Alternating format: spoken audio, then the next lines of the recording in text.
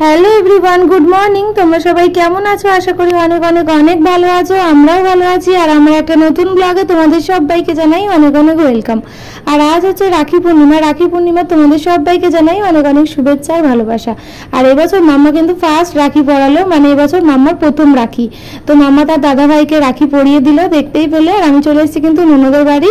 আর মাম্মা এসে তার দাদা ভাইকে রাখি পরিয়ে দিল। এখন মাম্মা মানে মিষ্টি দিচ্ছে আর কি।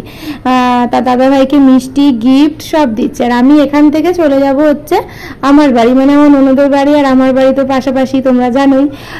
তো এখান থেকে রাখি পরানো হয়ে গেলে এবার আমি বাড়িতে চলে যাব। গিয়ে তারপর বাড়িতে আমি আমার দাদাদের রাখি পরাবো।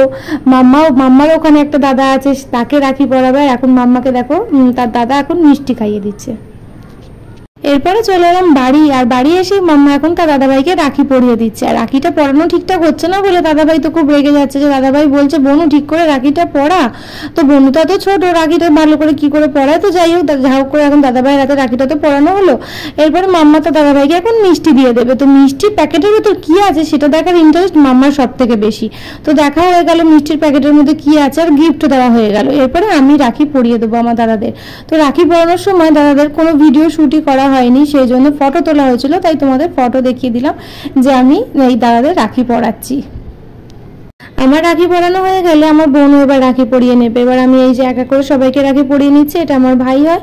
আর এদিকে দেখো এই যে মাম্মার দাদা, মাম্মা আর এই যে আমার বোন মিলে তিনটেতে মিলে যা করছে বদমাইশি। ওর থেকে একটুখানি পেস্ট্রি নিয়ে নিয়েছে বলে ও আবার ওকে বলছে আমার থেকে কেন খেলে তুমি।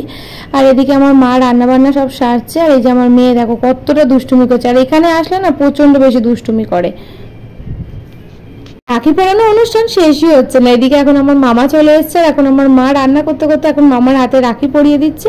আর এদিকে আমার পিসিও রাখি পরিয়ে দিচ্ছে। এই যে আমার বাবা এখন কাজ থেকে আসলো, এসে বাবা স্নান টান করে নিল, এখন পিসি রাখি পরিয়ে দিচ্ছে।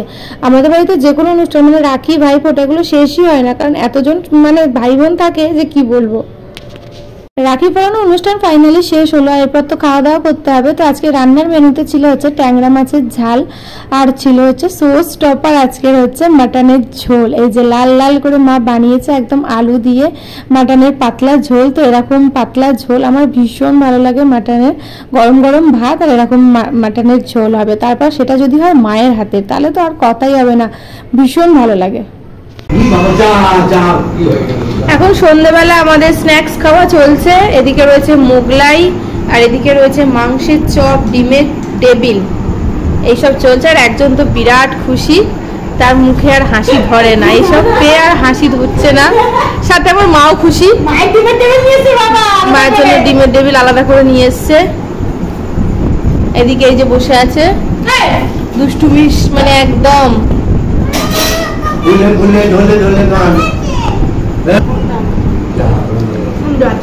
তো তুমি ডিম খাবে না মাংস খাবে, যেটা ইচ্ছে সেটা খাও।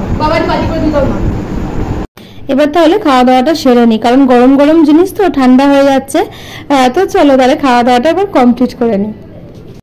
এই দুটোতে মিলে যে পরিমাণে বদমাইশি করে আমরা কেউ ধরে রাখতেই পারি না, কারণ দুজনে মিলে এতটাই বদমাইশ। আর একসাথে হলে আরো বদমাইশি লেভেলটা না জাস্ট বেড়ে যায়, অনেকটা বেড়ে যায়। তো এখন এই যে ফোনে দেখো গান চালিয়ে দিয়েছে, দিয়ে দুজনে মিলে শুধু নেচে যাচ্ছে, তারপরে এঘর ওঘর করে যাচ্ছে, উপর নিচ করে যাচ্ছে, মানে আমরা কেউ ধরে রাখতে পারছি না। তো চলো, আর বদমাইশি ওরকম করুক, আর এটা ওদের বয়স, বদমাইশি তখন করবে, ধরে রাখলেও ধরে রাখতে পারবো না, তাই না বলো।